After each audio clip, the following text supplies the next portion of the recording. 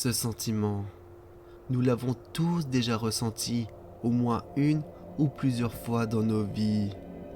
Ce sentiment qui nous fait rappeler que nous sommes tous égaux, pour le meilleur, mais surtout pour le pire. Mais il arrive que parfois, ce dernier ne soit pas franchement réciproque. Et je pense qu'une bonne majorité d'entre vous a déjà vécu cela. Mais si, réfléchissez bien.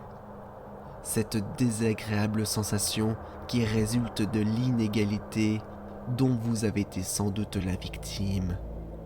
Mais cette sensation n'est que temporaire comparée à celle du sentiment de partage. Et oui, c'est bien cela dont je parlais depuis tout à l'heure. Cette chose est tellement importante pour la majorité des gens qu'on essaye de l'inculquer dès le plus jeune âge, et à juste titre. Mais pour ce qui me concerne, je ne suis pas un gosse qui partage des bonbons ou des gâteaux dans la cour de récré. Non, moi, c'est plutôt autre chose, une chose beaucoup plus sombre, d'une autre envergure et assez particulière.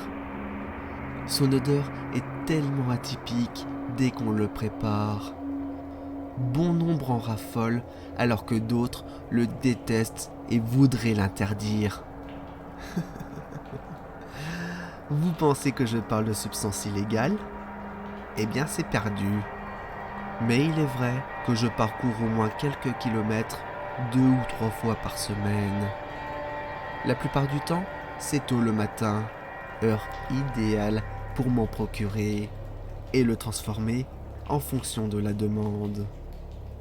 À l'heure où je vous parle, il est environ 4h27 et le jour va bientôt se lever.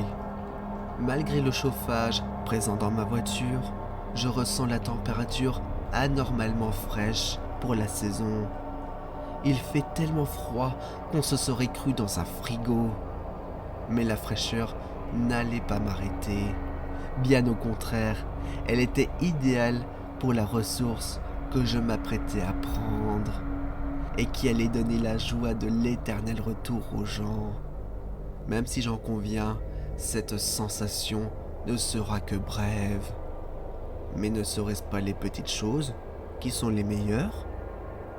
À présent, je suis arrivé à destination et pour tout vous dire, je n'ai pas encore ouvert ma portière que l'air ambiant en pestait. C'était un drôle de parfum, un peu comme du métal chauffé à la disqueuse.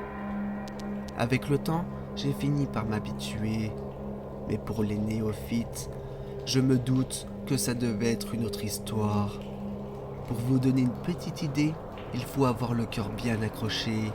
Sinon, vous allez vite recracher le repas que vous avez précédemment avalé. Enfin, le temps de m'habituer à l'odeur, je sortis de mon véhicule. Puis, tout en marchant, je m'équipa de gants en latex et d'un masque bucco-nasal. Non pas à cause du Covid-19, mais pour éviter de souiller les locaux dans lesquels je m'apprête à entrer. Il ne faudrait pas qu'on retrouve des traces de ma personne, si toutefois il y a un problème. Vous savez, ce genre de problème qui pourrait mettre à mal nos petites activités et qui par conséquence aura un impact désastreux sur le plaisir du partage que je procure à la population, mes adeptes. Mais ça, je ne peux pas me le permettre. Sans mon activité, je ne suis plus rien. Bref, je me mis à contourner le petit bâtiment face à moi. Enfin, après une petite centaine de mètres, je vis une porte qui était éclairée par un petit néon. Devant cette dernière se trouvaient d'immenses containers. L'odeur qui s'en dégageait était atroce.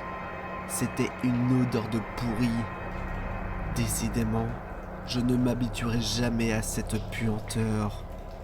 Une nuée de mouches gravitait tout autour des 5 containers et une armée désordonnée d'asticots blancs parcourait le sol en béton. Je ne vais pas vous mentir, à l'intérieur se trouvent des carcasses qui, à l'origine, étaient des êtres humains. Enfin, du point de vue de certaines personnes. Je ne voulais pas m'attarder plus longtemps. Je ne supportais plus cette odeur et ces nuisibles.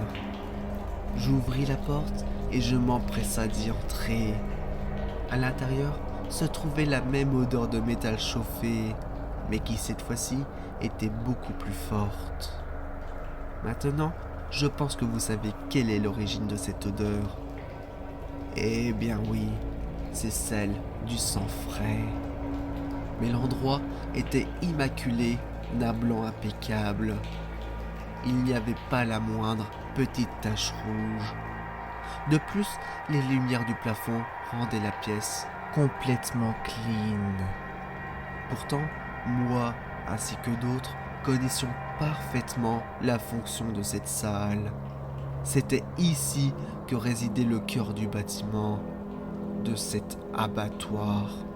Abattoir dans lequel je m'approvisionnais en chair fraîche et d'une qualité exceptionnelle. Maintenant, je pense que vous devez vous poser cette question.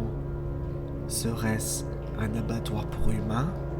Un centre de recherche? Ou autre chose?